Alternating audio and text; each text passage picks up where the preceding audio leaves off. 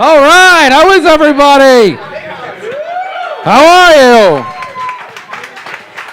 This is fantastic. You're all here. Thank you so much. All right. So once again, before we get started, check your phones.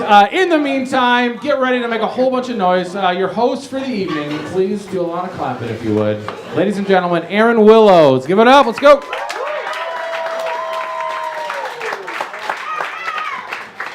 Thank you, everybody. Thanks for coming. How about a round of applause for yourselves for coming out to the show? Thank you. A round of applause for Angie at the bar. Clap for Angie.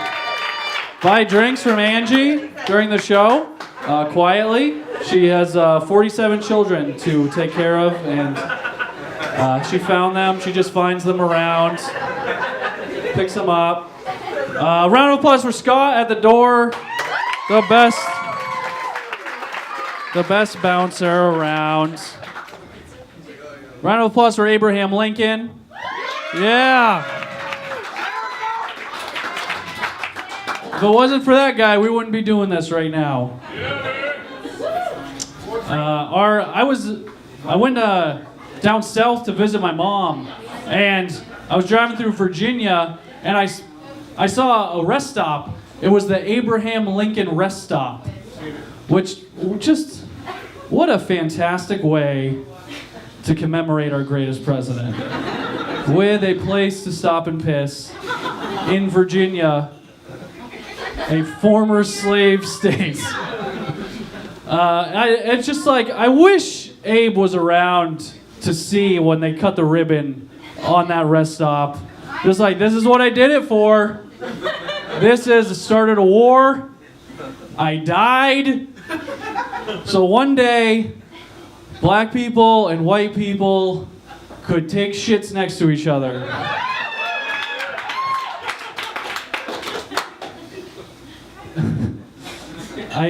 There's a message from our lawyers before we start the show.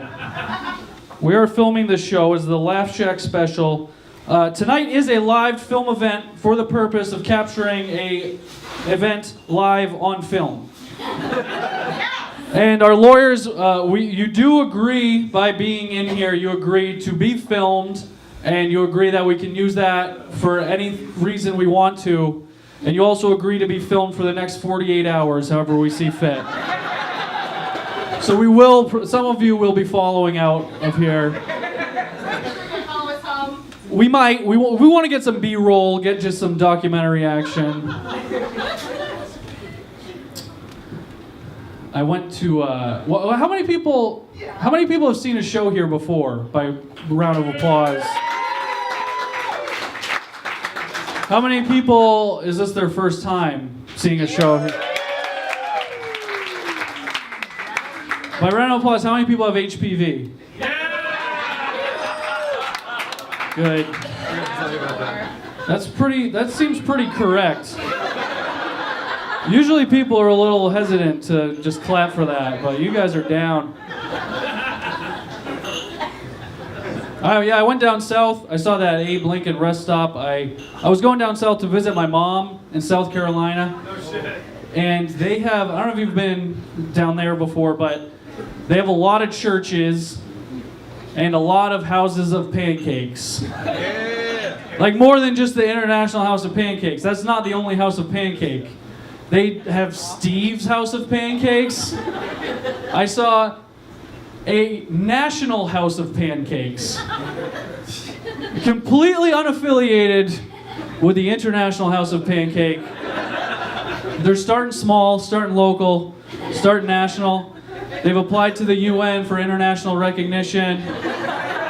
Israel's kind of gumming them up a little bit. But it gave me an idea for my own breakfast restaurant, and I want to start the Intercontinental House of Continental Breakfast. We're going worldwide. There's going to be people making their own waffles in India, Syria, it's all over the place. It's got to settle down first, but well, thank you guys for coming. We have a great show. Are you guys excited to be here? Are you guys ready for your next comedian? Our next comic, she lives in Portland via New York, and she's very funny. She is a treat. Please clap your hands for Aimee Simpson, everybody.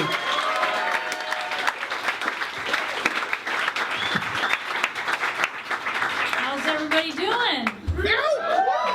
Wonderful. I am feeling fantastic. Somebody just told me that I look like a skinnier Dana Scully from X-Files. That's pretty cool. I mean, she might be saving the world from aliens, but I eat fewer calories in a day. I think we all know which one of us is the better person. I'm kind of small all around, and I used to be really insecure about it. The first guy that I let play with these, he said, "They're nice, but I wish they were a little bigger." And at the time, I wanted them to be bigger. Now I just want that guy to die in an avalanche. Just smothered by nature's biggest titties. It's poetic justice. I was shopping at Forever 21 because I'm chasing that year in my life when my value as a woman peaked. Which is also the same year I can be most easily plied with alcohol. There are a lot of chokers at Forever 21. There's not really a joke there. I'm just really excited my fetish is on trend. I like to think that Forever 21 is named for a college co-ed who fell off a pier and drowned while binge drinking during the best spring break ever. All of her friends cried at a closed casket funeral, but none of them really liked her. They're crying because her death reminds them of their own mortality. Death didn't come for them that day, but it would someday when they're old, miserable, and she is Forever 21. That's the plot of my rejected screenplay. It's called Forever 21. I bought a crop top at the mall. Very nice, right? And when you're a body positive person, which I am not, but I envy them, they only have to ask themselves 2 questions before they wear a crop top. First question is, how much do I love myself? The answer is, way too much. Second question is, how high-waisted do these control top pants have to be before they turn into overalls or give me a yeast infection? And the answer is, I already have a yeast infection.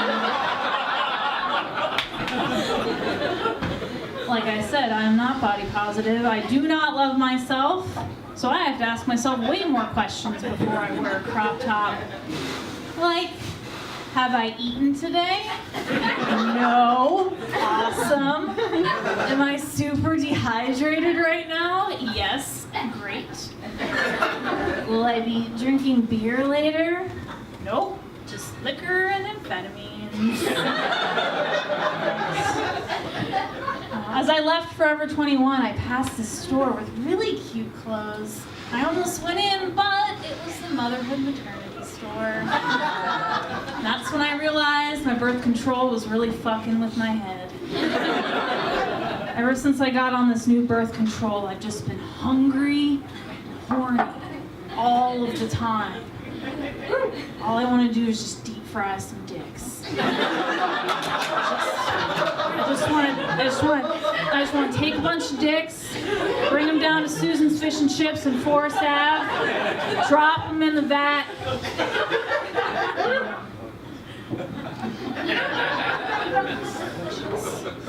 I've just been preoccupied. I've been preoccupied with sex. When I'm bored at work, I think of like new sex moves to do, and my favorite one so far, it's a little elaborate, like, I have to be on my period. I have to be on top, and then I have to like use the guy's dick as an air plunger, and then I just queef all the way up his torso. I call it the empty ketchup bottle.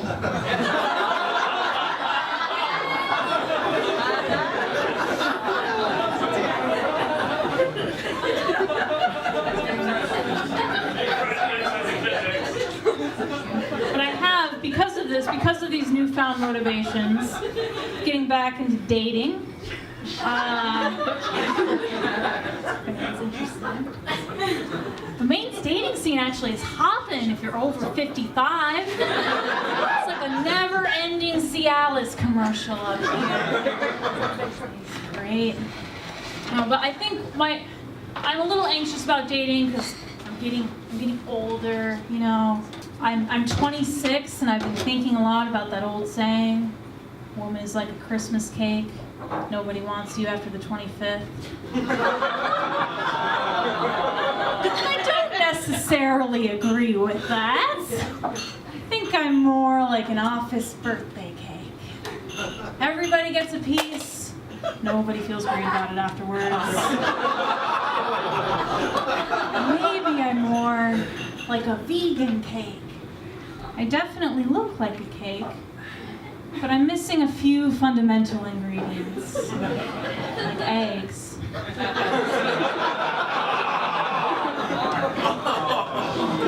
I shouldn't be so insecure about it. I should just be saying I'm only 26. I have time. I'm only 26.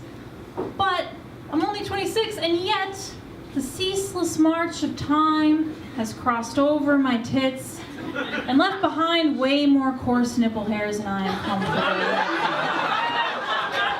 with. They ring around my areola like furtive cultists. But there's one missing over here, and once it arrives, the circle will be complete, and the terrible god Azathoth will rise from the monstrous nuclear chaos beyond angled space to terrorize, ultimately destroy my dating prospects. I think everything I've been saying thus far tonight is what's destroying my dating prospects.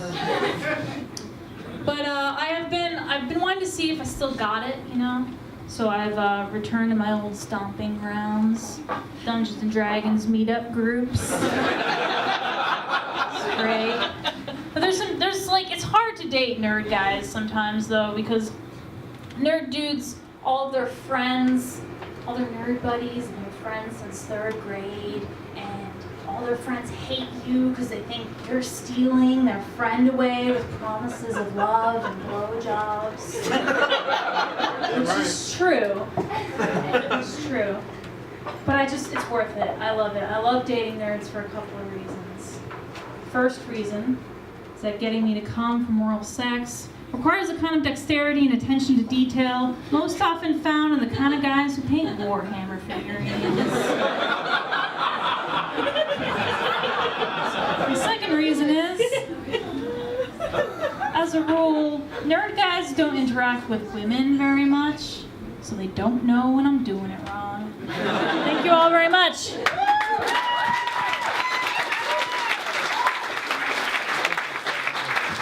Give it going for Allie Simpson, everybody.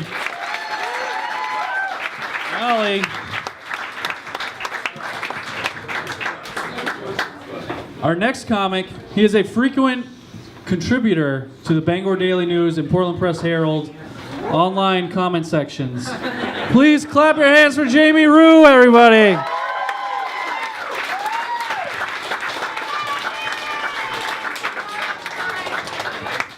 Thank you. Why are you sitting right there? Why are you, was this Arnie's idea? This is Arnie, this is my parents. My parents are sitting right, no, don't clap for them. Don't clap, stop. Mom, look at all these cool people. You're embarrassing me. Seriously, I am seriously a little upset with you, both of you right now.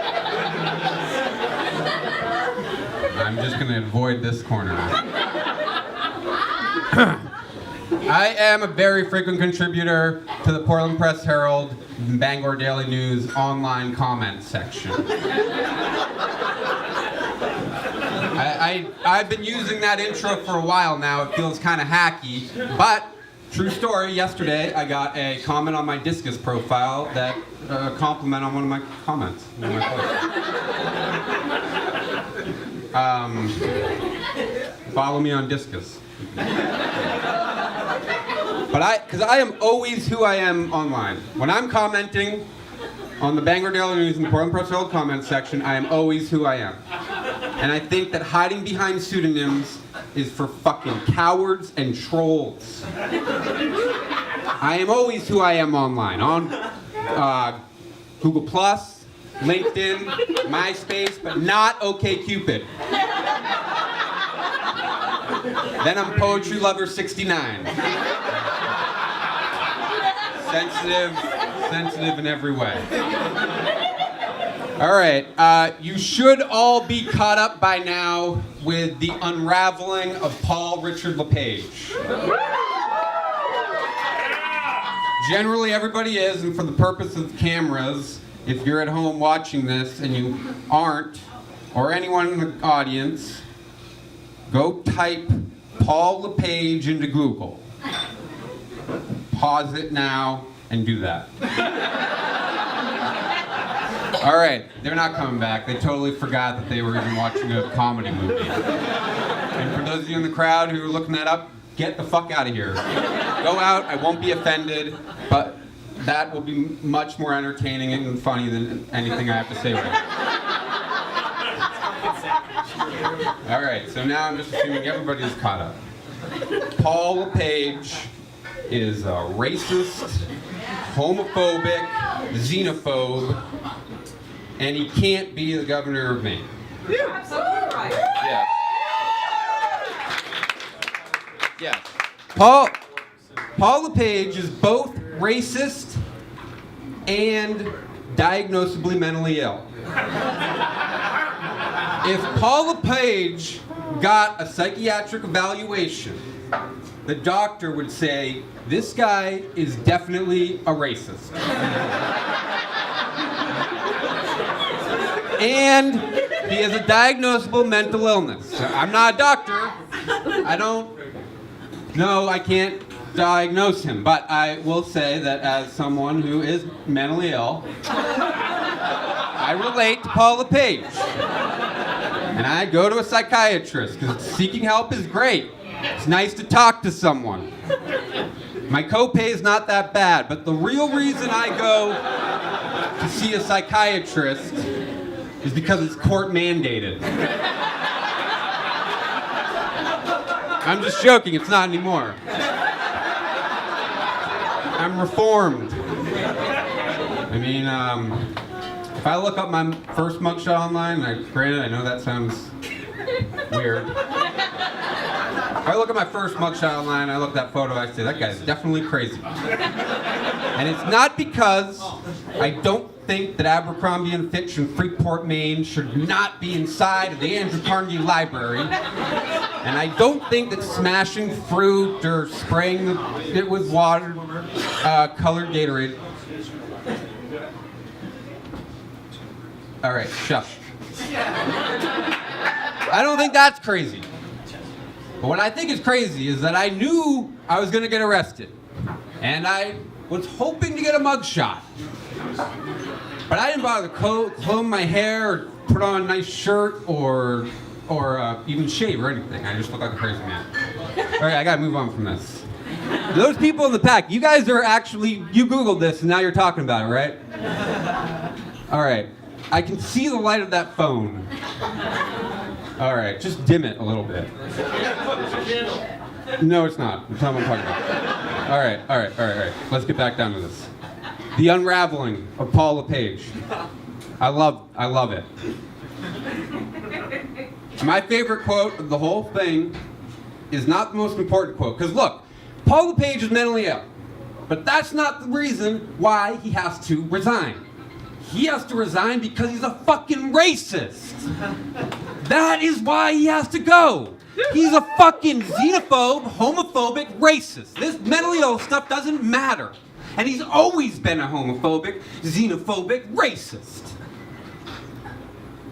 But nobody's saying any of this because he's maintained in Maine which has a bunch of racist, homophobic, xenophobes.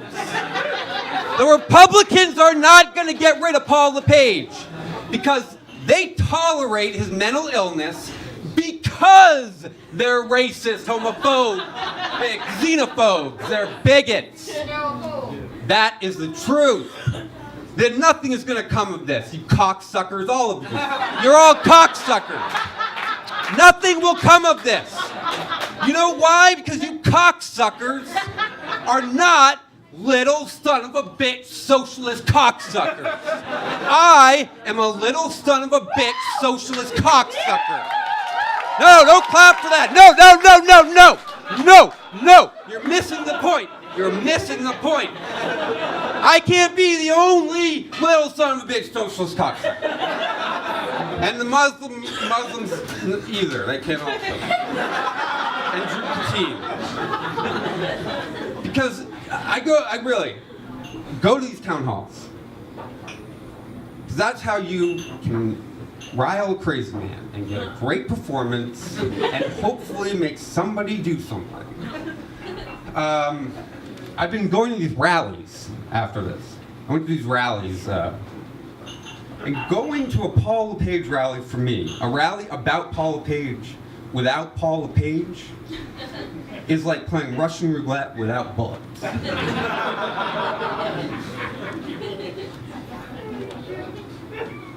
You guys didn't get anything to drink?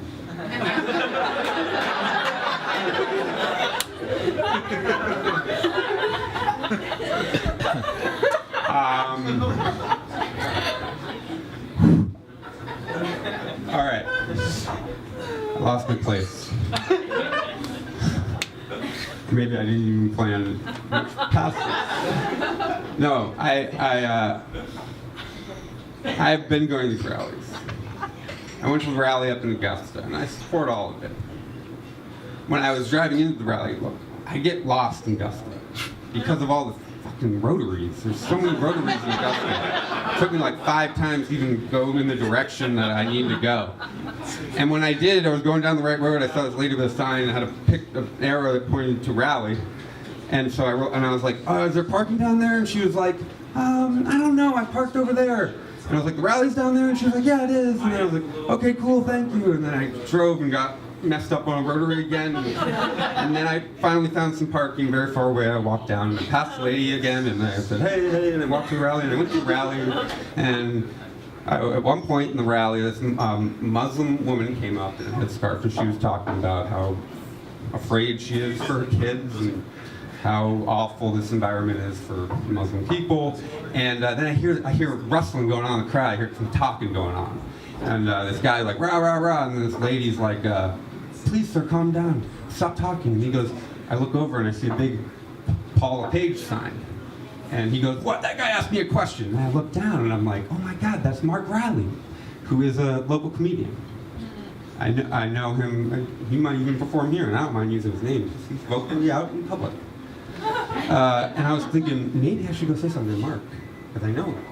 But then I thought, no, because when he's trying to talk, anytime you talk in a crowd, it just makes it worse. Think about that for the next person. And I just saw on the news, like, oh, it's just going to be like 2 local Maine comedians fight while Muslim woman tries to talk. And that's how I feel right now with all this news, so. All right.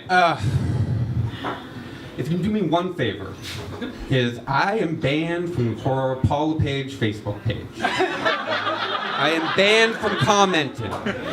You can't comment, you can't post, but you can comment on the posts. And I've been commenting for a long time now. And I take it seriously. I correct the numbers, give them the right statistics. All right, when you have whiskey, what I want you to do is, I'm done on this. What I want you to do, please, because I can't go on it. That's really fucked up. That they just now what they did is they scrubbed the earlier stuff. They banned me, probably other people who are trolling, or who are like accomplished trolls. And I beg of you. One, go to the town halls if they're happening again. Go to them. because they're great. 2, please just post one. Just go through there and look at what people are saying, and just reply to one of them, and just correct one little thing. It will make politics so angry. Thank you.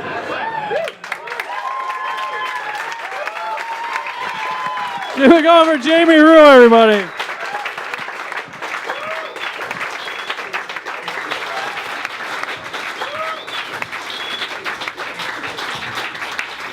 When we sell this special to HBO, those local Portland comedian jokes about Mark Riley are just gonna go worldwide. People are gonna be like, I know a Mark Riley though, because everybody does know a Mark Riley. Mark Riley, I'm just gonna keep talking about Mark Riley. I fucking hate Mark Riley. Mark Riley is a guy that when Portland instituted the 5 cents on plastic bags at grocery stores, Mark Riley posted on Facebook about, he was like, I'm just gonna stop buying groceries in Portland, I'm gonna drive to Falmouth. How about Westbrook? Or Westbrook.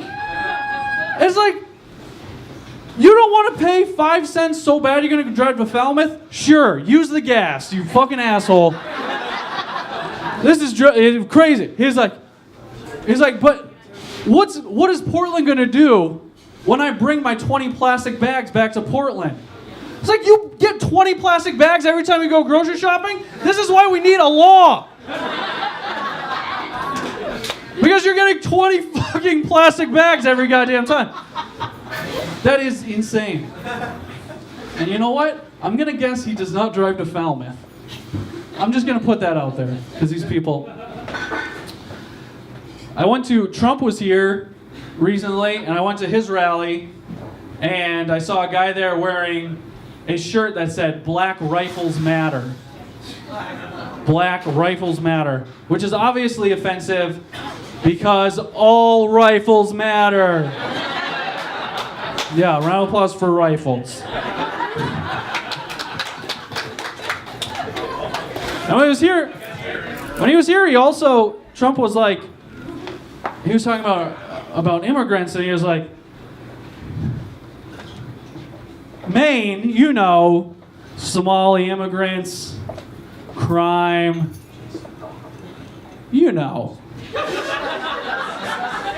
Like he very carefully, and people think he's an idiot, but I don't think he is, and he very carefully did not say anything. That's what he does, just Somalis, crime, you know. So it's just like a fill your own racism in. They're just like, yeah, they do a lot of crime. But then he also wants to like court Bernie supporters are like, yeah, they help fight crime. Somalis fight crime. I know. Or he just leaves it. But it's weird because, okay, so he's obviously trying to like make people think Somali immigrants are doing crimes. But then like police in like Lewiston and Portland were like, actually since we've started to get Somali immigrants, crime has gone down. So he's just, and like people that don't like Somali immigrants, even they are like, oh, they do this and this, but they're not saying they're criminals, right? They're like, oh, they abuse food stamps or they get free money or whatever they think they're getting, but they don't say they're criminals. So like, Donald Trump is just making up new stereotypes. He's just like creating new racist stereotypes. Like, yeah, these Somali people and crime, you know. And I'm sick of these Russian people playing Scrabble in the sidewalks. They're just blocking the sidewalks playing Scrabble. I'm just hoping that, and like LePage, like he had his own thing where he was just creating stereotypes. Because he was talking about migrant workers coming here for the summer and working in restaurants, and like we do get like Eastern European immigrants that come here and work during the summer, like Palace Playland, like Old Orchard Beach and stuff, right? And he's like, And these immigrants that come and take our jobs working in restaurants, he sounds like Jerry Seinfeld. He starts to go, what's the deal with these immigrants? They're coming from Estonia. What's in Estonia? They got stones there? Lithuania, that's... I don't even know.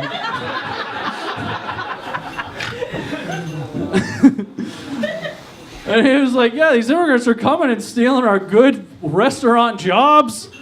I go to a place and I'm trying to order seafood and I can't even understand them. And the worst is Indian immigrants. You need a translator.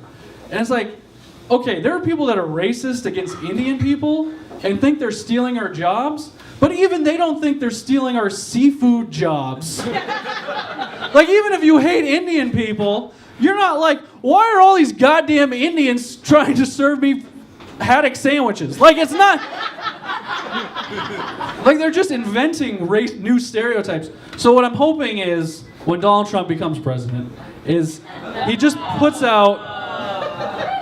That's not the part I'm hoping. I hope, but when he becomes president, I hope that he like puts out a little desk calendar, you know, and every day he just has like a new stereotype he's created. It's like, oh, November 7th. Irish people love basketball. They do love... Irish people are so good at basketball. I want to peek at the next one. Just... African people have a lot of calculators. I don't know. I've never heard it, but Donald Trump said it. Our next comedian, she's very funny. She lives in Portland via Auburn. She's going to do some music for you guys. Please clap your hands for Aimee Poulin, everybody.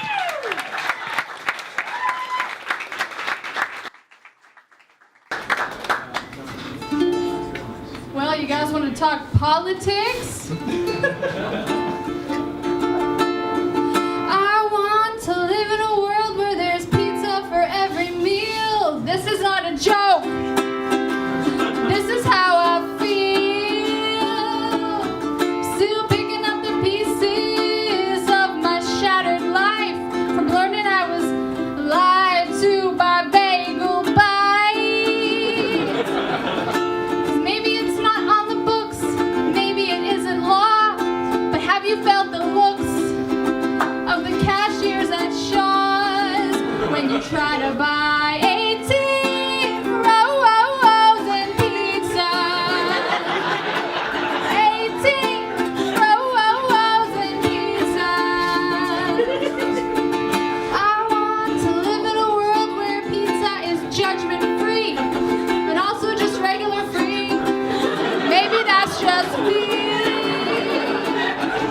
The one exception I will judge in full is the abomination. Pizza Lunchables. I just want real pizza. Loads of pizza. So give me pizza. So much pizza. Yeah, give me pizza. Pizza. I need pizza. Do I have to say that I want to live in a world where there's pizza for every meal? This is not a joke. The pain is real. Just give me some pizza. Loads of pizza. Yeah, give me pizza. So much pizza. Thank you.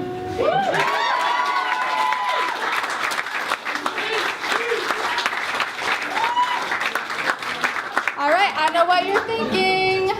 There's a girl that has her shit together.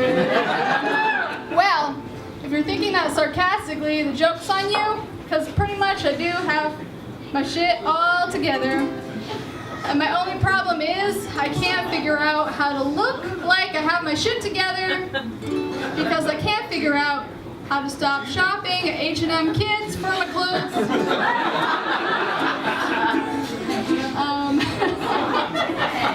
It's true, I'm wearing a Pokemon shirt that I wore to work today. I am a social worker. I want to echo what Jamie said, as I am actually licensed in the state of Maine to diagnose and treat mental illnesses. That Paul LePage is definitely, according to the DSM-5, a racist.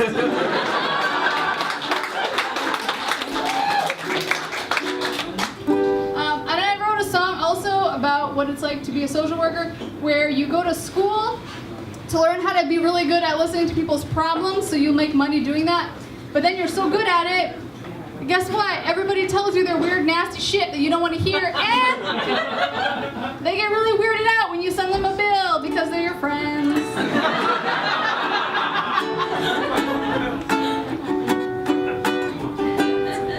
My mango is the size of your 19-week-old fetus. Which is fine for you, but I can no longer eat this mango. No. Why the fuck did you have to tell me that? Oh. Why the fuck did you have to tell me about the ringworm that your ass picked up last year? Did you forget that when you talk, people can hear you? I'm well aware that everybody shits, oh, but we're eating dinner. Do we have to discuss it? No, no. Why the fuck did you have to tell me that? Oh, why the fuck did you have to tell me? I didn't need to know about your son's pee hole or your cat's digestive health. Let's take this chat about your husband's rash and put it on the shelf. Oh yeah, let's put it on the shelf forever. Mom, no. Oh. Why the fuck did you have to tell me that?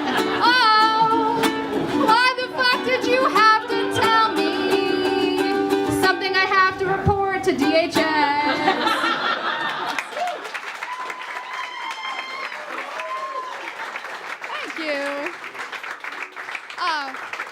You guys know that it's almost fall, right? I'm really excited. Like literally the rest of my set is going to be about how great summer is, but I just want to talk about that fall is great because Halloween is great.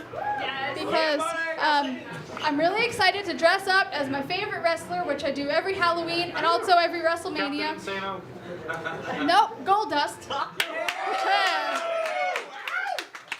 So if you don't know who Goldust is, get out your phones, Google it.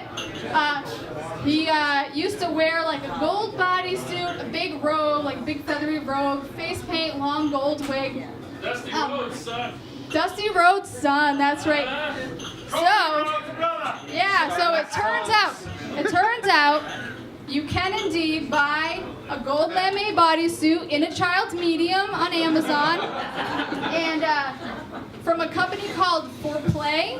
So that works out really great for me, but I'm a little worried about the other people that are ordering gold lame bodysuits in a child's medium from For Play, because I don't like competition. I have a song about the Eastern Prom because everybody likes to go there in the summer because it's a beautiful, beautiful place to be. Welcome to summer on the Eastern Prom. All kinds of people all getting along. They're having picnics out in the sun. They're playing on the beach, having fun. Welcome to summer on the Eastern Prom. So much to do here, you can stay for so long. Sometimes I stay here for days at a time. The cops play a game where they tell me to leave, but it's totally fine. Welcome to summer on the Eastern Prom. All kinds of little kids who need a new mom. I'll pick a cute one, I'll bring him home, while his old mom looks at her phone. Me and my new son having a blast. He's not the first one and he won't be the last. Welcome to summer on the Eastern Prom.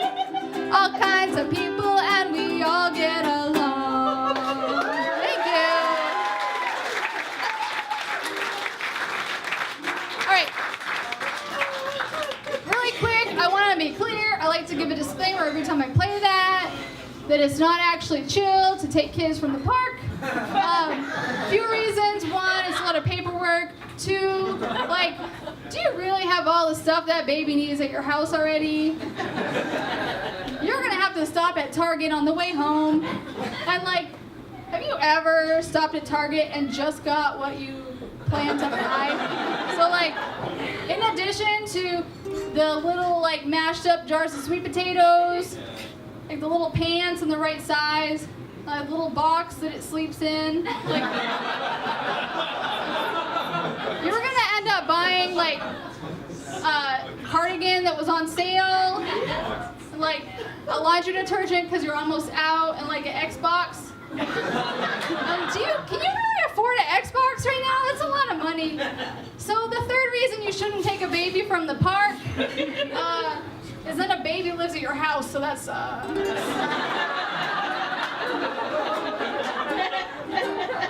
the other place you can go though in the summer that's really nice is Old Orchard Beach. My dad, so yeah, really nice, right? My dad went there and was like, I don't know why we used to go there. That place is a shithole. I'm not going back. And I was like, that was the whole reason we went, I thought. So come with me to OOB. We'll spend our cash getting trashed off shitty beer up on the pier.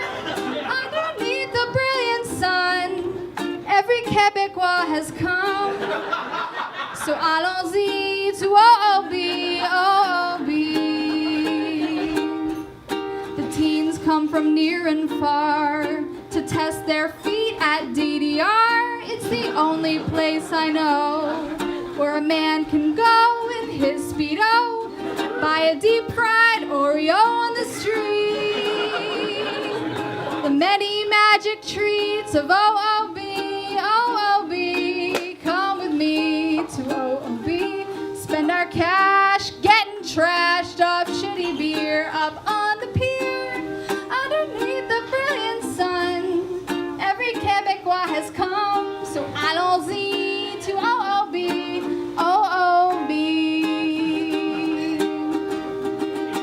Fireworks every Thursday night, lighting up the summer sky. And the racist funhouse with that creepy guy bending down to see the scummy magic streets of OOB. Come with me to OOB. Spend our cash getting trashed off shitty beer up on the pier. Underneath the brilliant sun, every Quebecois has come. So allons-y to OOB.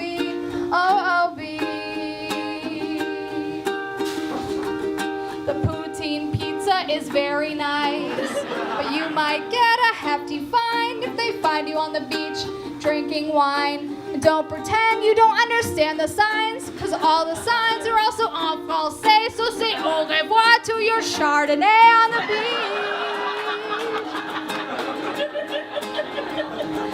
The nasty, bitter, sweet OOB. Come with me to OOB. Spend our cash getting trashed off shitty beer up on the pier.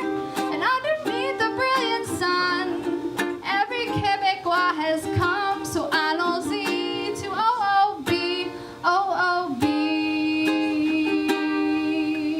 Thank you.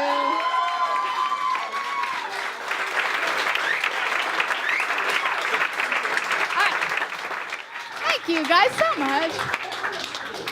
One more song very quickly. It's about, I got one more song about summer. This is my origin stories of how I grew up. Summertime in the projects and we can't afford AC, but water's included in the rent, so that shit is basically free. Water balloon fights all night. Sprinkler from Family Dollar. But be careful where you spray that hose. Not everyone likes to get wet. Don't get water on Carol's perm or Debbie's cigarette, cause she'll call DHS on your mom. There it is again. She's done it to basically everybody's mom. Summertime in the projects, it's like summer camp when you're poor. And if you collect enough bottles, you can buy a pizza at the store. Well, I learned the word cunt from Debbie on the 4th floor. Now I've got a new word at the ready. So when the boys in the park call me a whore, I'm gonna call them cunts, cunts, cunts, cunts some more. I bet they never ever heard that word before. Cunts, cunts, you're all cunts, you're all cunts. Oh, thank you, Debbie. Summertime in the projects. Someone's cousin can always buy you weed, but if you're doing summer right, that's something that you won't need. Thank you, guys. Thanks so much. Aimee Poole, everybody.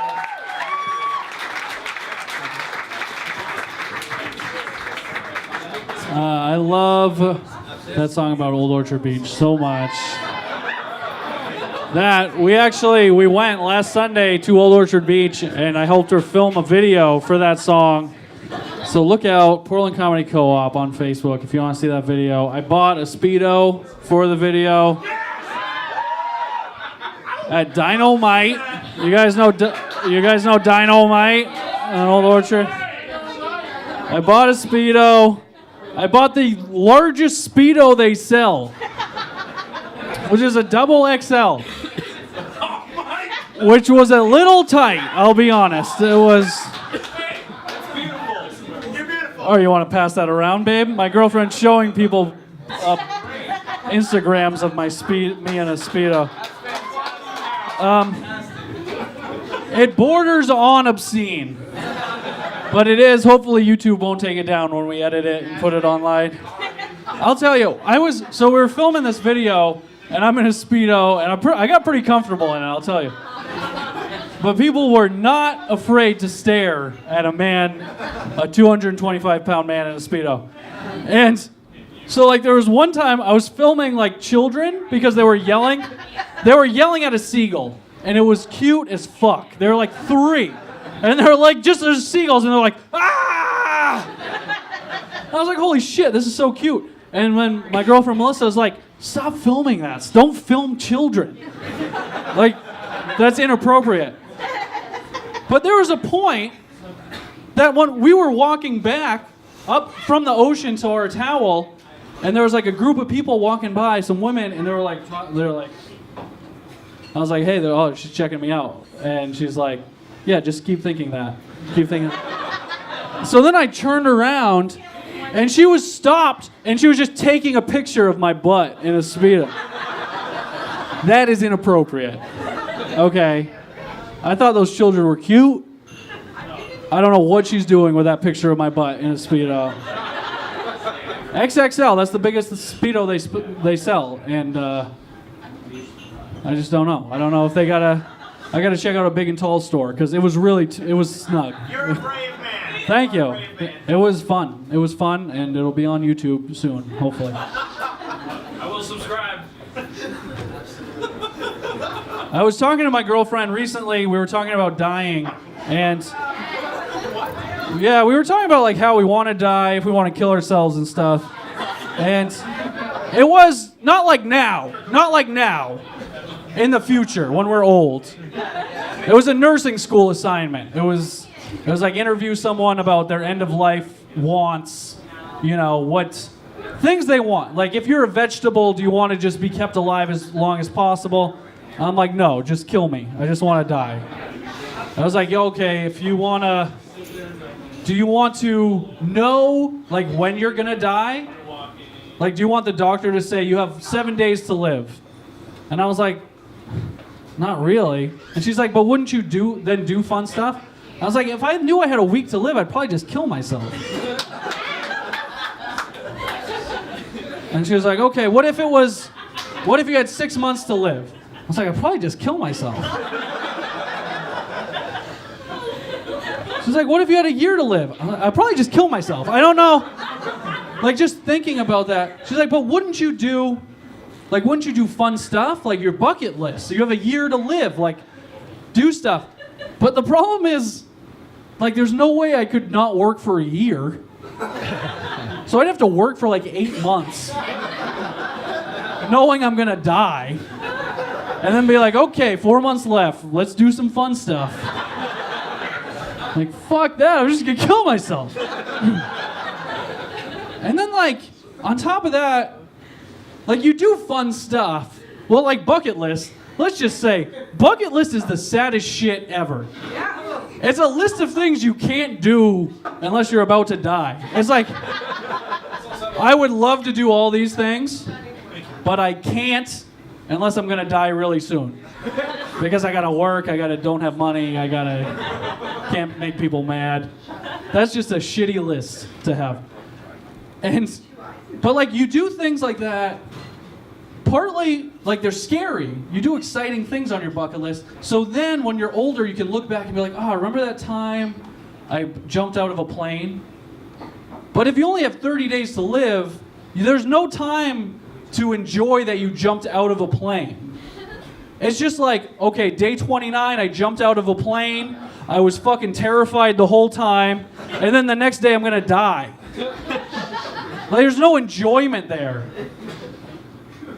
And this was annoying her that I just kept saying I was going to kill myself. So then she was like,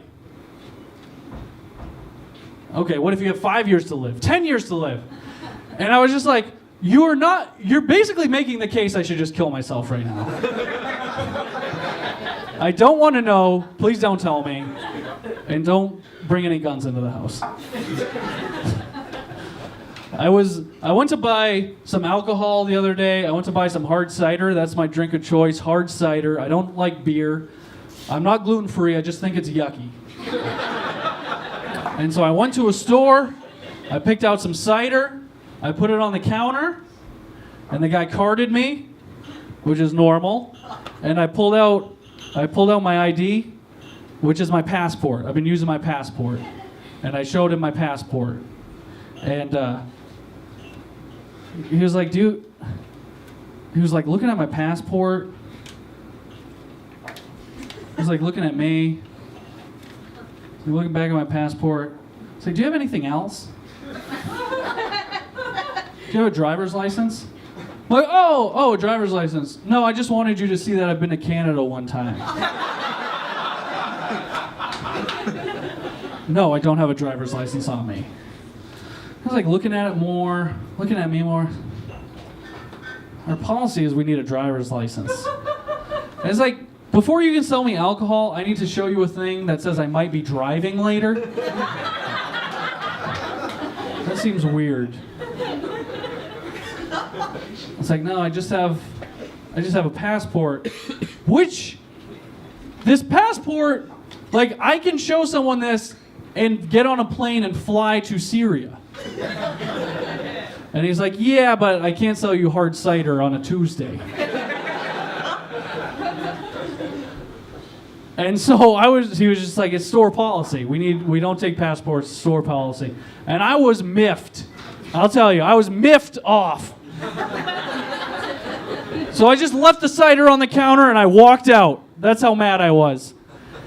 And so I looked up like when you have to card someone in Maine. And you can accept a passport. You can totally accept a passport. That's just their store policy. But different stores have different policies. So I looked up the actual law in Maine on when you need to card someone. And this is it. This is for real.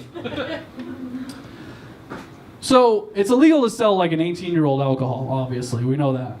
It's also illegal to sell a 26-year-old alcohol unless you check their ID.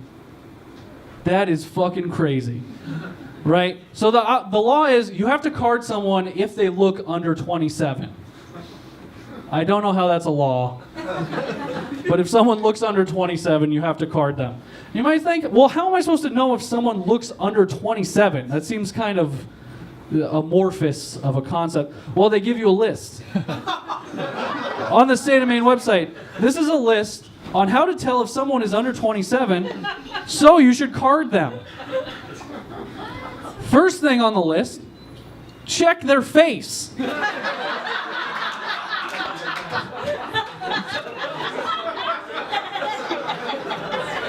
That's because you probably weren't going to do that. You're just so busy looking at the register. You're just, check their face.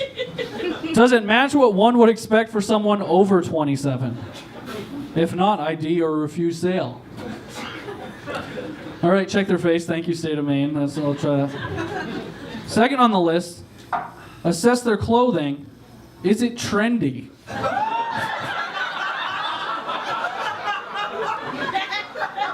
Because ostensibly, if it's trendy, they're not over 27. You better card them. But it's just like, it says like otherwise, is their clothing trendy or otherwise indicate they're under 27? Like they're wearing Oshkosh Bagosh. Or like a shirt that says like hunk in training. Like how the fuck am I supposed to just guess at their clothing? Because it's like really, it's like putting the onus on the cashier of knowing what trendy is. Like if you're 60 and someone walks in a Guns N' Roses t-shirt, you're like, that's trendy. I was like, I'm 47. I need to see some ID. But then like also what's weird is dressing old is what's trendy right now. Like having a waxed mustache and suspenders is cool. I just don't know how you... Then third on the list. Okay, do we remember what this list is about?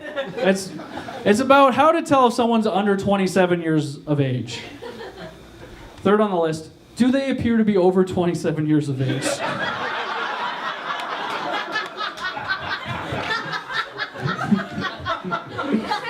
I love it. I love it so much. This went through people. This went through multiple people before it ended up on a website. And then some IT guy was like, "Are you sure you want to put this?"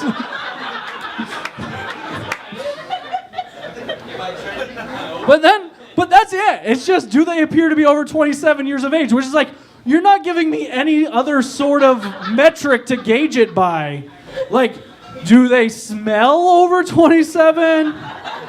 Do they use the word trendy? Because they're definitely over 27 if they use the word trendy. And then finally, which is why I feel like you could just get away with not carding anybody, this literally, the last thing on the list is trust your instincts. Okay, I'm just going to sell alcohol to anybody. And trust my instincts. Another time I got carded, my girlfriend and I, we went to a sex shop, and we got carded at the sex shop. And the woman could see that we were like, why are we getting carded in here? We were 25 and 30 years old. And she said, well, we card everybody. We want to make sure none of this stuff ends up in the hands of any kids. And I was just thinking, like, isn't that the best place this could end up in a kid?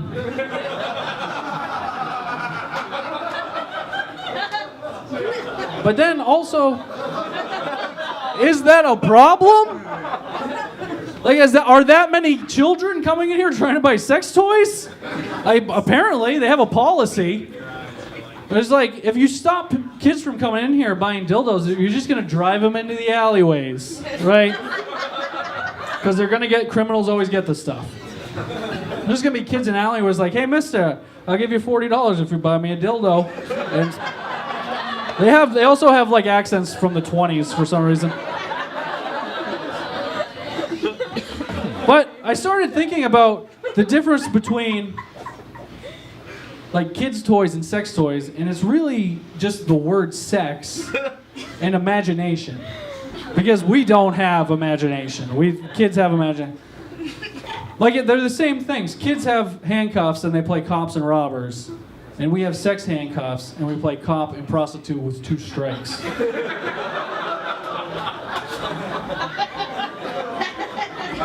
Or like, kids have swings and we just have sex swings. It's the same shit.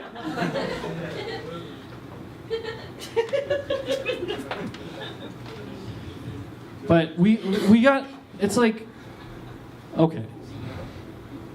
We can all agree you shouldn't give a child a butt plug. Can we all agree on that?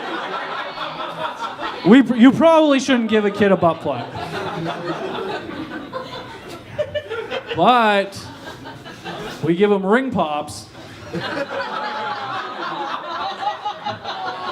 That's an edible butt plug if you have imagination. Which kids have. Kids have imagination. I didn't need sex toys when I was a kid. I had carpets and beds and couches. And I just fucked everything. I didn't need sex toys. It's amazing that when I get a boner, my dick doesn't just point straight down.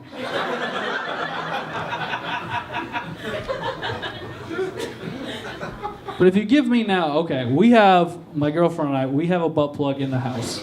It's in my underwear drawer, and it's sitting there like a loaded gun. And I'm just scared about it. I'm worried about it all the time. I'm worried someone's gonna misuse it. For you. That's what I'm worried about. Because I bought it. I went to the sex store by myself, and I was like, hey, I'm looking for a butt plug for my girlfriend. And she's like, sure. And she was really excited to sell me a butt plug. She's like, what size are you? I'm like, she's never used it before. And she's like, sure. Sure, okay. Let's get you a small one.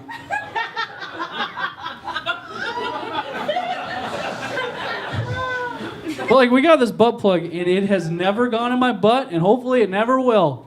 Even though that's what it's intended for. It's intended to go in a butt. It will never go in my butt. But, as an adult, it'll never go in my butt. But, let's say I'm 13 years old, and I have a little Barry Bonds action figure. And he's got an even smaller detachable baseball bat. You can take that out of his hands. That's gonna go in my butt. That definitely went in my butt. And I pulled it out, and I was too ashamed to clean it, so I threw it away. And then all my friends came over and were like, wait, where's Barry Bonds' baseball bat?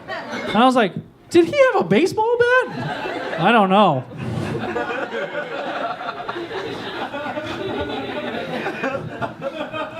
We have 2 more comics left tonight. And they are literally my favorite comics and my favorite men in the world. And that includes my dad. But because everyone knows I don't like my dad. They are my 2 favorite comics.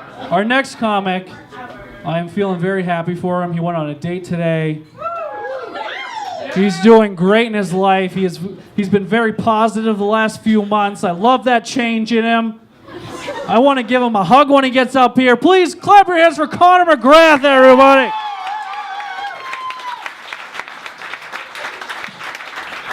Oh my goodness. Oh my goodness. Thank you.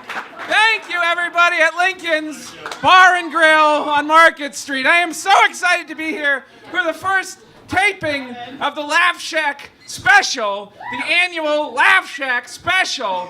This will be the next version of the Young Comedian specials that were on Comedy Central in the 80s. I'm excited to make the first edition, the Prime Cuts. I'm so excited to be here. My name is Connor McGrath. I'm your penultimate comedian of the evening. I will tell you a few things about myself over the next 14 and a half minutes of stage time that I have. My name is Connor McGrath. I come from the Deering Center neighborhood of Portland, Maine. We are in Portland, so there's not a lot of recognition applause break for that. I know that place. We live here. Fuck you. From the Deering Center neighborhood of Portland, Maine, and I have Asperger's syndrome, which is on the autistic spectrum. Sometimes joke bookers say, don't do that joke. It makes audiences feel awkward and uncomfortable. And I say, you know what is awkward and uncomfortable? Having Asperger's syndrome. I'm just trying to relate stories of my life to the audience like any other comedian.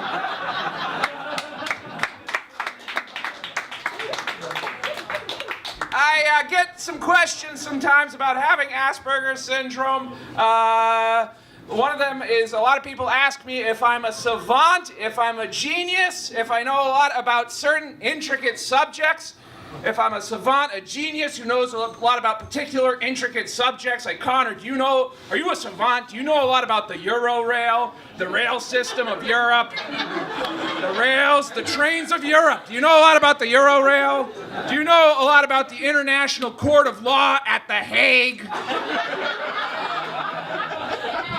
Do you know a lot about Mozart and Brahms and classical composers? And I say, it's not quite the case. I know less about the Eurorail and the International Court of Law at The Hague and Mozart and Brahms and more about Greyhound bus lines, who wrestled in every intercontinental title match at WrestleMania, and the Insane Clown Posse.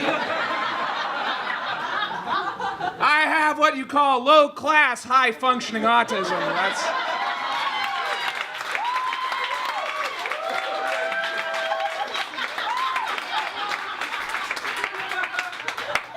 Sometimes people ask me if I understand social cues, the unspoken conversation.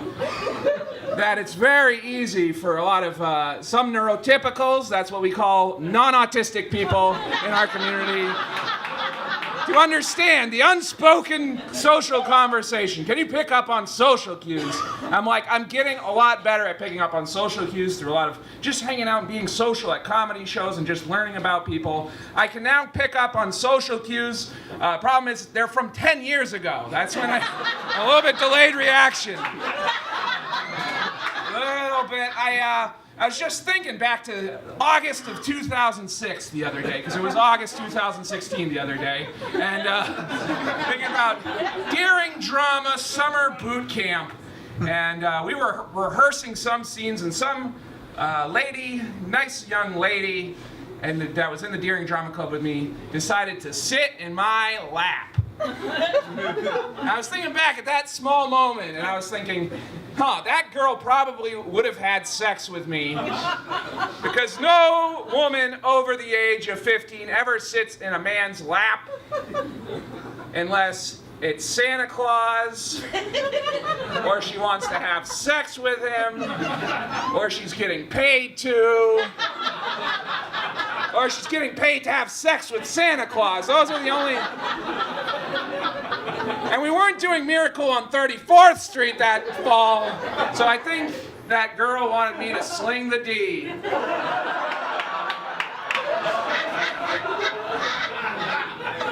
But I'll let that soak in a little bit. Sling the D. Use that one. It's not a Conor McGrath creation. I got to credit to somebody on the internet. I don't know who. But all I could think of back in August of 2006 when that girl sat in my lap, at the time, all I could think of was, I might be socially awkward, but at least I know that you're supposed to sit in chairs and not...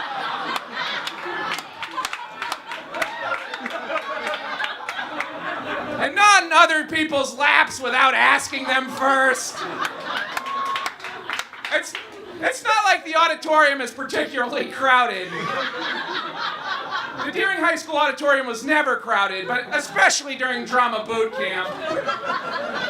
Plenty of available seating options. Now she just chooses to sit in my lap with no provocation. Now I have a very awkward erection, and we have to rehearse a scene from Godspell. And it's very wrong for my character. Fuck. Oh well, things have been turning in my favor lately, Lincolns. Things have been coming up con man lately. I have gotten... Thank you. I have gotten some summer lovin', folks.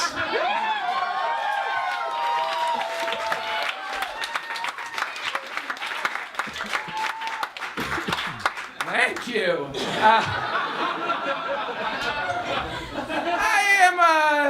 I'm not not sure. I don't want to talk. I don't want to dwell too much on my sex life because there's nothing single men hate more than unattractive men talking about their sex lives. But I'm not going to get some guy riled up at me. Now there's some guy in the audience thinking, fuck, fat autistic juggalos are getting laid.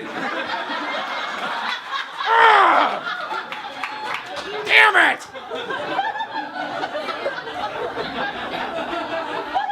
God damn it! I can't explain it, folks. I attract a certain demographic, I guess. Women who are attracted to John Goodman on the early seasons of Roseanne. I clean up in that department. And I think it's also important that I'm super respectful of women. I'm super respectful of women and their needs. Thank you. Which is why I never talk to them or make eye contact with them. I generally try to cross the street when we're on the same side of the sidewalks. But, you know, if somebody just watched season 3 of Roseanne and wants to talk about it, I'm there.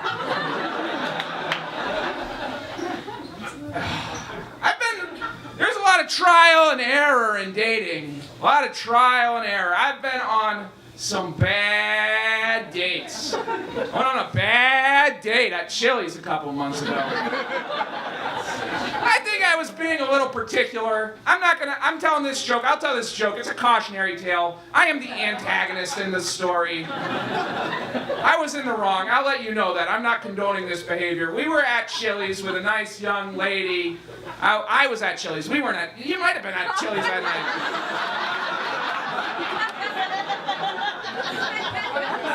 I was at Chili's on the Main Mall Road with a nice young lady and having a nice meal, $2.50 Bud Lights that night, half-price nachos. The conversation was off to a good start. She asks me, Connor, what's your favorite type of music? And I say, well, I gotta say my absolute favorite type of music. I have to pick one. I love classic rock music.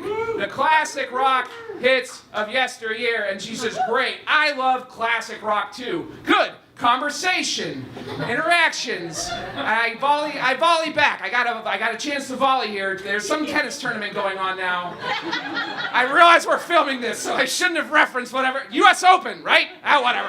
Fuck it. As this is going on, the 2016 U.S. Open. State of crime. Put it in a time frame. So I volleyed back to her. I said, great. You love classic rock too. Something in common. Who is your favorite classic rock band, ma'am? And she says, my favorite classic rock band of all time is the Rolling Stones. Yeah. Good answer. I love the Rolling Stones. One of the most enduring rock and roll bands of all time. At least the second best rock and roll band of all time. Possibly the first. There's an argument to be had. Whatever. We're filming. I gotta keep it tight. Rolling Stones. Great. Awesome choice. What is your favorite Rolling Stones song of all time?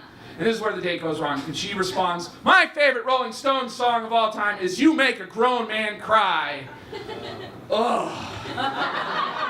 If you know the Rolling Stones, even remotely, you know that the title of the song is not You Make a Grown Man Cry, and I could not contain my disgust at the Main Mall Chili's that night.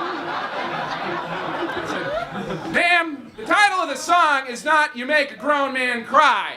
The title of the song is Start Me Up. It's the lead-off track off their 1981 album, Tattoo You. It was one of the Rolling Stones' last major hits. It was also famously used in the advertising campaign of Windows 95. The name of the song is Start Me Up. And she says, oh, I'm sorry, I didn't know that. They say you make a grown man cry a lot in that song. I said, ma'am, they say start me up even more in that song. The very first thing they say in that song is "Start Me Up." This is the Rolling Stones. They're one of the most enduring badass rock and roll groups of all time. They would not title one of their songs "You Make a Grown Man Cry." Maybe the Smiths or Dashboard Confessional would get away with doing that. But if Mick Jagger brought a song called "You Make a Grown Man Cry" to the table, Keith Richards would put a knife to his throat. I don't know if I can trust you. You say the Rolling Stones are your favorite classic rock group of all time, but you can't even get the title of one of their most famous songs of all time correctly. I don't even know if I can ask, I don't think I can even ask you a level 2 question, like who's your favorite Rolling Stones rhythm guitarist of all time? A level 2 question, Brian Jones, is it Mick Taylor, is it Ron Wood? I can't ask that, let alone talk about the deep cuts, or the side projects like the New Barbarians, or we can't make fun of Mick Jagger's solo career. You probably have no idea where to find their lost 1974 documentary Cocksucker Blues. I just feel like you've lied to me. You said the Rolling Stones are one of your favorite bands of all time, and you can't even get the title of the song correctly. And at that point, the manager of the Chili's has to pull me aside. Dan, the manager of the Chili's, Dan, the manager, we're on a first-name basis, says, "Connor, we love seeing you here. You're here 4 times a week. But you have got to stop yelling at your mother's friend."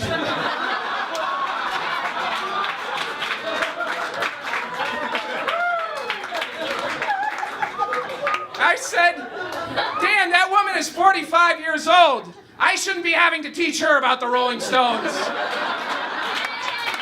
should be the other way around." But at that point, it was too late, despite the romantic counseling of Dan, the Main Mall Chili's manager.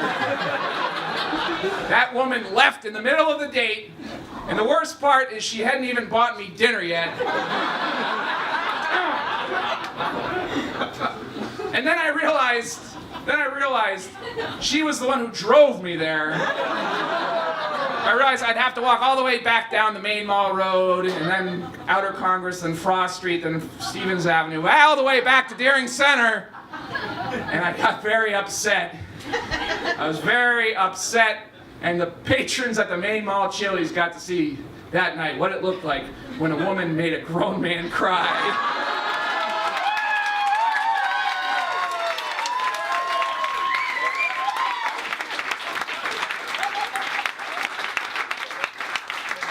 That's where we have the commercial break if this is on Comedy Central.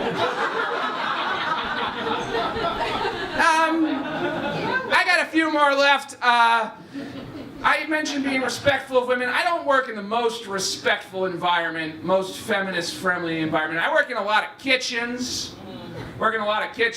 I always put it this way. Sometimes when you're spending your summers in Maine, you're eating lobster rolls and getting your dick sucked. And sometimes you're making lobster rolls and sucking dicks.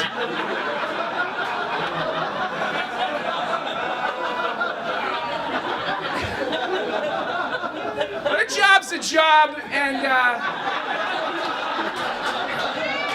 gotta make money somehow. One of the chefs in the kitchen, he's a real kind of a skeezer guy. We all know these skeezer guys.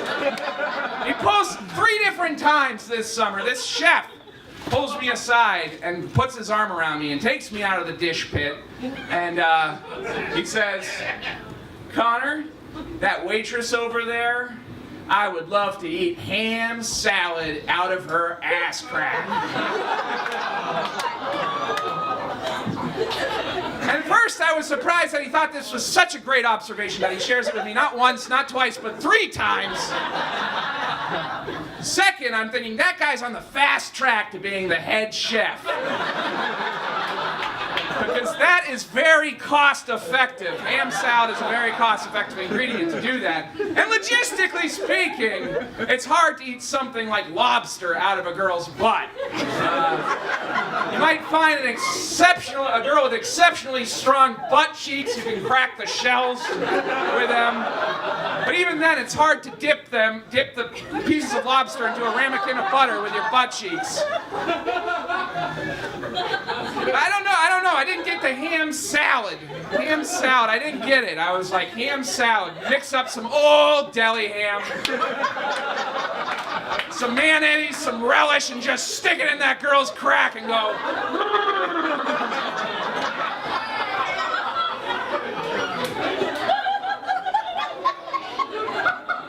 I hear that recipe, and I'm like, I'm not sure if I want to eat that on a nice, freshly baked dinner roll, let alone out of somebody's butt. But it takes all types of people to make the world go round. Isn't that right, Lincolns? So last Sunday, me and the chef, we were prepping, doing kitchen prep for the day. He shared another observation with me. It was good vibes. Sunday morning, the restaurant hadn't opened yet. And he was frying up zeppoli, which is French Cajun for cinnamon donuts. He's frying up some zeppolis. That was the dessert special that weekend. Cinnamon donuts, frying up zeppolis. Cinnamon donuts for dessert special that weekend. And the kitchen smelled great that morning. That Sunday morning, we were having a good time, listening to some Tattoo You, frying up zeppolis, some cinnamon donuts. And he stops what he's doing and he says, Connor, this is the second best smell in the entire world. I said, yeah, cinnamon donuts are an excellent smell. Chef, I do have to ask, what do you consider to be the best smell in the entire world? Without any hesitation, he says, pussy. And I had to respectfully disagree with the chef. Now, ladies, no disrespect. I think pussy is a great smell in certain situations. In a finger blasting situation, that type of scenario, it's a great smell. Don't be the best smell in the entire world. I think it has to be a great smell in any situation. If I smell cinnamon donuts at the bank, I'm like, fuck yes. I want to open up a checking account at this bank.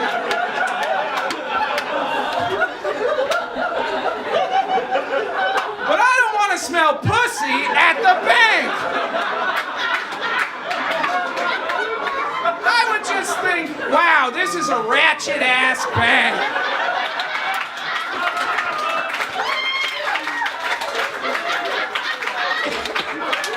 Where do you hire these employees? How do you guys clean your money? It says you guys are FDIC insured on the front door, but I'm not certain. I'll put it one more way before I leave. I hope you like this. Drive the analogy home further. If I pull down a girl's pants in a finger blasting situation, right before I'm about to sling the D, prep her up for that, and I smell cinnamon donuts, I say, heck yes. I am in for a good night. But if I go to Tim Hortons and open up a box of donuts,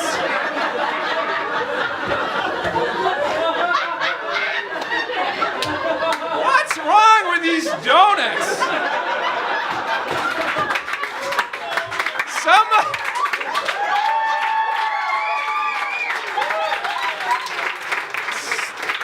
Somebody put too much yeast in these donuts.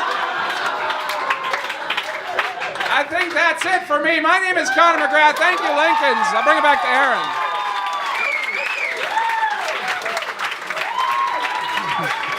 Oh my God. Connor McGrath, everybody. Connor McGrath.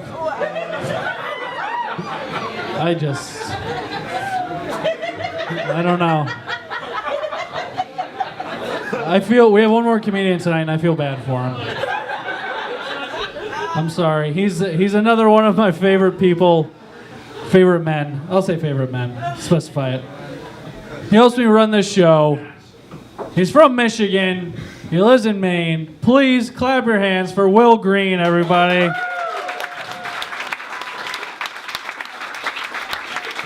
Thank you, Aaron. Thank you, everybody. We were saying off to the side there, we were like, fuck. Connor's doing really good, and he hasn't even got to Pussy Bank yet. Holy shit. Pussy Bank is gonna destroy.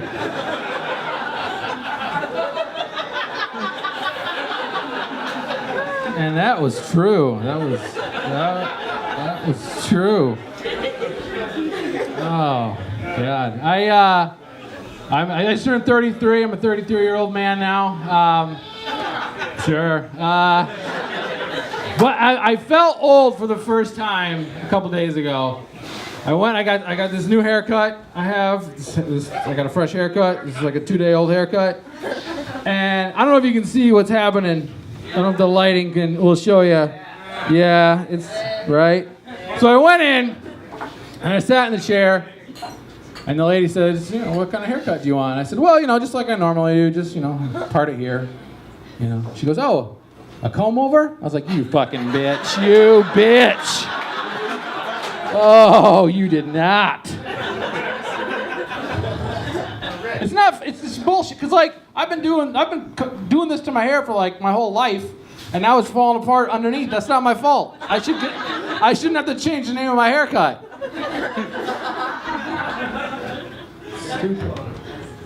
If you make a conscious decision, you're like, oh fuck, I'm going bald. I better fucking hide it. That's a comb over to me. That's all I'm saying. But no, I got it at the men's room. I don't know if you guys know about the men's room. It's one of those kind of upscale, men's only, barber shoppy salon things, very fancy. This is a $40 haircut. You might be thinking that's a lot for a haircut. But I figure I got 5 or 6 left, so I'm gonna go out big. I'm just in there fucking making it rain in the barbershop. But it's if you haven't been, it's one of those places that's got all this exposed brick, and leather couches and big screen TVs with ESPN on, and you can get a complimentary beverage. You can drink a beer while you're waiting. They have a pool table nobody really uses, but it's there. And then they've skirted hiring laws, right? Because it's just for dudes, so they just have all these attractive women who are there to cut hair. So one of these ladies comes over, and she takes you over, and she sets you down. And they don't start with a haircut. That doesn't come yet. They start with a stress-relieving scalp massage. Right? And you get to pick. They're like, what scent of oil? What scented massage oil do you want? Do you want to go with eucalyptus, peppermint, or sandalwood? And I'm like, let's try sandalwood. They're like, ooh, great choice. Great choice. And then they give you just this, they touch your head like you never touched your own head. Just, oh, shit. Ew, your eyes just close and all the people just go away. It's just you.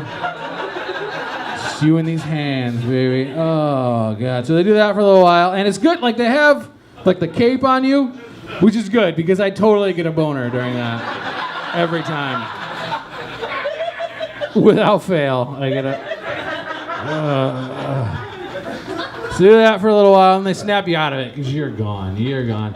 And they take you over to the sink to do the shampooing, and again you get a hot towel on your face now, and again you get to pick some stress-relieving oils. And they're like, "What scent do you want to go with now? Do you want to go with eucalyptus, peppermint, or sandalwood?" And I'm like, "Stick with that sandalwood." They're like, "Great choice, great choice."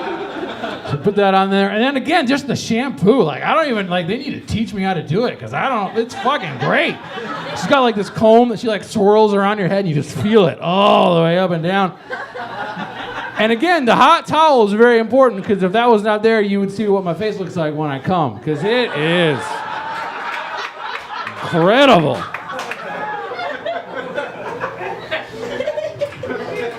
And then they give you a haircut at the end.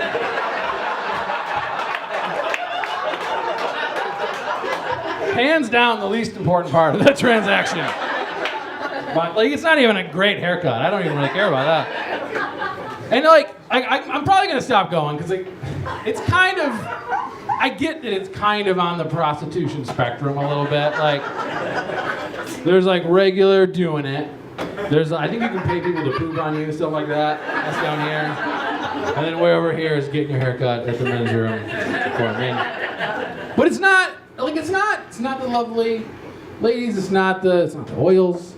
It's not the massages. It's not any of that. The best part of that whole transaction is that someone says, "Hey, what do you want to do?"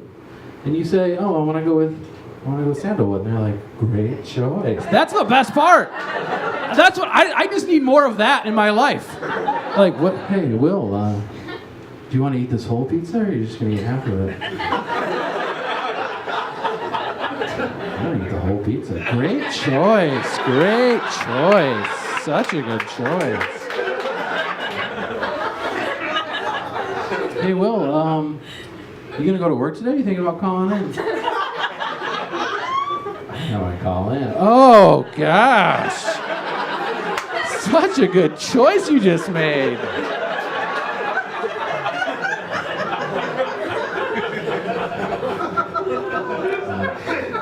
No, I'm feeling it. I'm starting to feel, I know I'm not old, but I'm starting to feel like, oh, fuck, I'm going to be old. Like, I'm getting that mindset. Like, oh, God, I don't want to die painfully and horribly. I better get ready. And you don't sense your own aging, I feel like. We don't, we see other people age, but we don't always feel it in ourselves because we're just ourselves. Like, I was back home in Michigan, and I was out front of this, old building. I hadn't been in it a few years, and I was like, God, this building, there's nobody takes care of it. It's a piece of shit, it's crumbling. And then I saw my own reflection. I was like, oh, fuck, God damn it, me too. Okay, God. And so it's like we're just all standing on a conveyor belt, just moving along, right? We're just moving along this conveyor belt, and you got old people ticking off in front of you, and then you got babies just coming up behind you, right? That's life. I feel like. I got a new nephew. I felt it then too. It's like, what the fuck is this? Like, I used to be at the end of the line. Who the fuck is this piece of shit? Who's this? But yeah, my sister had a baby, so I have this new nephew, and I'm not great with babies. I'm the kind of guy that I always try to shake babies' hands. I can't do that. Hey, how are you? Hey, baby. I can't talk like that. So I'm just like, hey, hi, baby, hello. Hope you're having a good day. And he's at that age where he hasn't done anything impressive yet. But people want to talk about him all the time. So all anyone talks about is just how big he's getting. That's it. I'll get a call from my mom. She's like, oh, did you hear? Josh was up to 12 pounds. All right. A few weeks later, oh, did you hear? Josh was up to 13 pounds. And I want to tell him, that's going to stop being impressive soon. I failed out of college one time. I would have loved to be able to call my mom and be like, hey, Mom, yeah, I just failed out of college, but I'm to 245, so.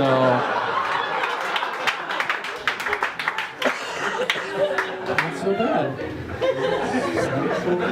My sister did the whole, does anybody ever have kids? I just want to check. Good, I'm gonna shit on stupid things pregnant women do. All right. So my sister did the thing where, you guys heard of a gender reveal party? You guys are aware? If you're on Pinterest, it's a new thing. It is a new thing, and it's stupid. If you don't know, here's what a gender reveal party is. All right. So you go to the doctor. Well, first you get pregnant. That's step one. Step one, get pregnant. Then, later on, you go to your doctor to find out the gender of your baby, all right? You get gooped up, right? It looks a lot like this, really. Just get gooped up. They look in there, they see what gender your baby is. Now, they don't tell you what gender your baby is. The doctor secretly writes it down on a piece of paper. It's in an envelope. Gives you the envelope. You don't open it, because it's a secret.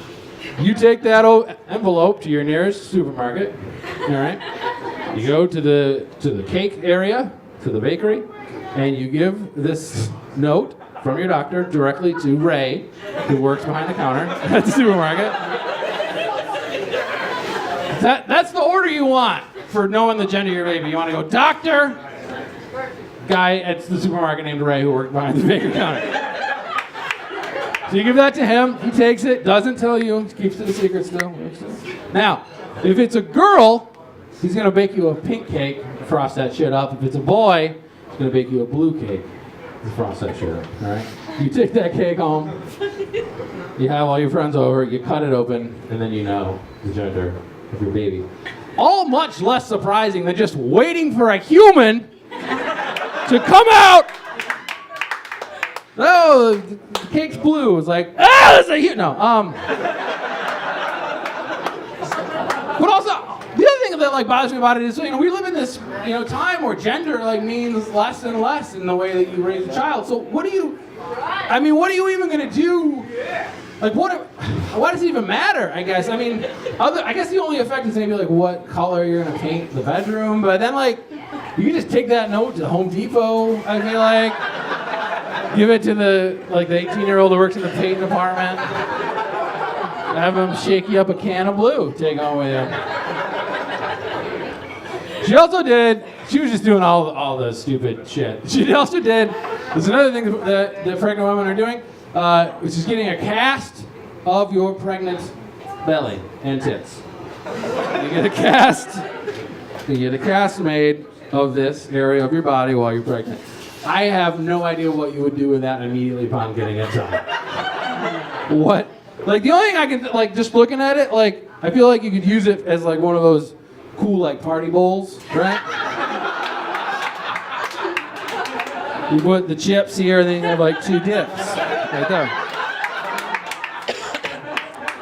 You could use that at your gender reveal party, I guess.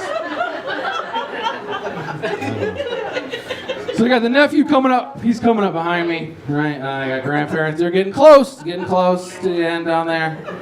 I went down to visit them recently. They spend the winters down in Florida. And I don't know if you've ever been down to one of those old people communities down there. It's fucking weird. Everyone, it's 90% old people and then 10% people who take care of the lawns. That's what these communities are. You ever seen a 70-year-old barista? Fucking weird. All right. So we fly down there. I fly down, land, and when you get off at the airport in these areas, how when troops come home, there'll just be a line of people there to greet them sometimes. When you land down there, there's just a line of grandparents, just a long, and you can just pick one, anyone, pick a couple. They haven't seen you in years. They'll just take you home. They'll take you Perkins, feed you up nice. So you just pick one and head off. No, but of the whole trip from Portland, Maine to I was on Fort Myers, Florida, the scariest part, I flew through the air very fast. And then the scariest part was driving 20 minutes with them in the car. That was nerve-wracking. They're almost done driving. Just so you guys know. Don't worry, they're almost done. But my grandpa, because the problem is this. So my grandpa, he's one of those old guys whose spine is just all done. This is it. This is the shape I can be, right? So he's just like this. So if you're not here, he doesn't know you exist. All right. If you're not, so when he does the driving, all right, he does the driving, but he can't look. All right. So he can't look over here. So my grandma, she sits over here. She's a lot sprier. Got more juice in her bones, right? She's in charge of looking. And she's got cloudy eyes, so she can't see. I'm going to say that again. He can't look, and she can't see. That's 2 blind people trying to drive a car is what that is. Scary. Down there, though, they have panther crossing signs every few feet. It's a little weird. I don't know why the fuck we put the old people and the panthers in the same area. Seems like a bad idea. That's why they live in those gated communities. Those are panther fences. That's what that is. Here in Maine, we have moose crossing signs quite a bit. I'm from Michigan. We have deer crossing signs all over the place there. But for me, coming here, when I see a moose crossing sign, I tense up. I get a little scared. I do. I'm gonna stop one of these big bastards. I was trying to figure out like why I'm more like why I get like that when I see the moose crossing sign. I figured it out. It's literally just the way they're depicted on the signs. Because the deer, he's like jumping. He's trying to get out of the way. He's like, I'm sorry, I was in the road. That is my fault. Can I get over here? Go ahead. With the moose sign, the moose is just like. Fucking do it. See what happens. Try it. Come on, keep coming. See what happens. I'll tell you what's gonna happen. I'm gonna fucking kill you. That's what's gonna happen. It's weird. But yeah, I don't know. Like I have a lot of respect for my grandparents and that generation because they like crusted this. Like they've seen it like technologically, they've crested a huge wave, right? Like they went from like ice boxes to refrigerators, and what the fuck, you can't even talk to someone without an envelope and a letter to cell phones, right? My grandpa can text people. He's been buying antiques on eBay for years, right? He figured all that shit out. I don't know how to use the chip credit card still, and I'm not on board with trying to figure it out. I can't do it. I walk up and I help you do it. I don't know how to do it. I swipe every time and then it goes, nah, you can't do that. I'm like, all right, sorry. And then you put it in, and then I put it in the wrong way first, always, every time. And then I put it in the right way, and then it just feels like it takes forever. Right? 'Cause it's gotta like send, I think it sends all your information. It's like, Will Greene, this is how long his penis is, this is his mother's maiden name, this is what his face looks like. There you go. Is it him? Yeah, it's definitely him. All right. So you put it in and you wait, and then when it's done, they pick the worst, you're all done and you did it right noise. I'm like, what? I did. It's me. Look. Check it out. And it's like, oh, you did it right. Like, why can't, they could have gone with a nice ding, would have been fine. Or just, you did a nice job. You did it right. That would have been great if it would just tell me. But yeah, I think about all the hardships that my grandparents had, like they grew up during the Depression. They have stories of like, one time we only ate potatoes for a month and we had to make underwear out of flour sacks. Those are real stories they have. And I was thinking like, what am I gonna tell my grandkids was hard about my life? I thought of one thing, and it's not even that good. It used to be really hard to find porn. That's all I got. It used to be almost impossible to find pornography. Kids now, all they need is like an iPad Touch and a Starbucks with Wi-Fi, and you can find whatever you want. But the first time I ever saw pornography, it was in the second story of my best friend Paul Peterson's dad's barn. We found a dusty old box of Playboys from like the late 70s, and we'd climb up, we'd sneak up in the barn, and we'd sit with our legs dangling on the rafters looking at Playboys. We could have easily died trying to access pornography. I like to imagine that death sometimes. 2 10-year-olds just plummet to the ground. Our heads crack open on the cement floor. And then just like butterflies of pornography rains down around us.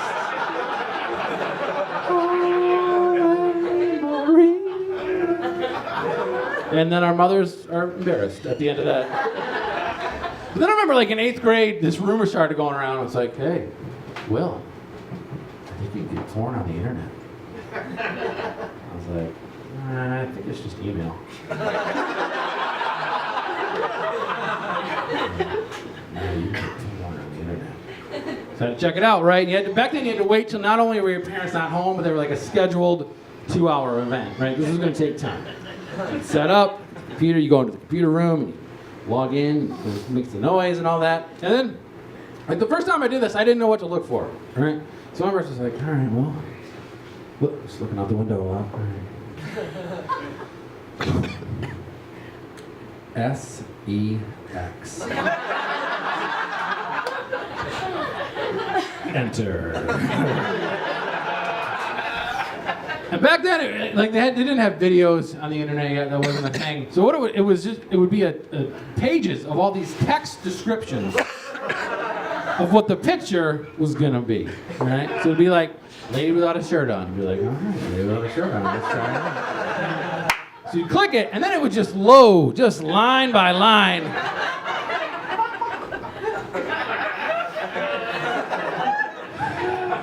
You're like, well, she's outside, I guess. Oh, we got a palm tree. Must be at the beach. All right, here we go. Beautiful eyes on this gal. Beautiful eyes. And then you get all the way down and be like, fuck, she did have a shirt on. You have to go all the way back, find another one. And people would always come home during this process. You have to, quit. And so I got this plan. It's like, all right, if I get a picture all the way downloaded, I'm gonna print it. Same thing with the printer though, just line by line. And then people would come home during that and you have to be like, oh shit, abort! Hit all the X's, just hit all the X's.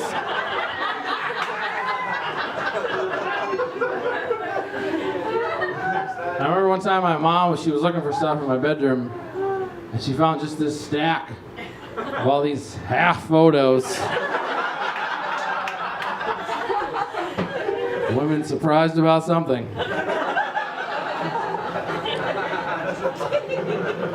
And so, as I get older, I'm trying to find role models for how to be, and actually, my dad is actually a great role model for how to be an old guy. He's doing it right. When he was about 45, he was kind of just one of those guys, and he decided he was going to started walking. He wanted to get in shape, right? He started walking. He started running. They did a 5K, 10K. Did a couple of marathons. They did a bunch of Ironman triathlons. You guys know what an Ironman triathlon is? If you don't know, here's the stats on an Ironman triathlon. First of all, it's a race nobody makes you do. First of all right? No one's forced into this shit. You swim for 2.5 miles, which is farther than I like to walk. Then you ride a bike for 114 miles, which to me is an annoying drive. And then you do a marathon just to cool down, I guess, just to ease out of that. Oof! Just gonna sprint for fucking 28 miles. And it's weird for me, because every time I go home now, normally guys my age, they go home, they're like, hey dad, you wanna go shoot some hoops? Play some catch for old time? My dad's like, nah, you go ahead, I'm just gonna stay here on the porch. When I go home, my dad will come and wake me up at 5 in the morning. Just stand over my bed. He's like, hey, wanna go for a run? It's like, no, I do not. I don't know what it is about old guys who exercise, but they wear just the tightest shit. Oh, just skin tight. So it's just skin tight, and then right here, just a gray chest bush sticks out. Every old man who exercises. So he's standing here, so all this is just right here while he's talking to me. Some people call that a moose knuckle, but it's the whole hoof, just the whole hoof. Just all of that and those two guys. I can see it all. So I'm like, Dad, not only do I not want to go running, I would like you to not have your penis in my face. So he goes to leave, and I notice he's wearing a fanny pack. I was like, Dad, what do you have in your fanny pack? He goes, I have a protein bar and some toilet paper. He gets far enough away from our house, he has to stop, have a snack, and take a shit. And the toilet paper, that's not a thing you just know to do.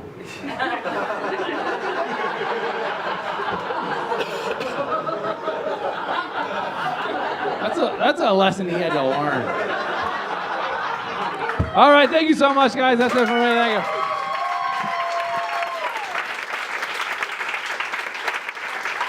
you. Will Greene, everybody. One more time for Will Greene, Connor McGrath, Aimee Poulin, Jamie Roux, Allie Simpson. Yes. We do this show every Thursday. Come back sometime. Thank you so much for coming.